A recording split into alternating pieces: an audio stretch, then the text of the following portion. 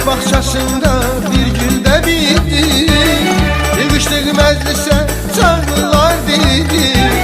Sənin şərəfinə bu şad gününə 5 günlük dünyadan bir ildə ötdü. Həyat bağçasında bir güldə bitdi, yığışdıq məclisə çağırlar dedi. Sənin şərəfinə bu şad gününə Dostlara doğma ses senin ünlüdür. Sen sanma bugünün adı günündür.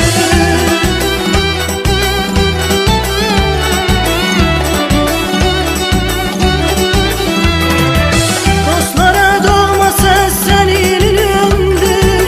Sen sanma bugünün adı günündür. Sevine azizim bak adı günündür.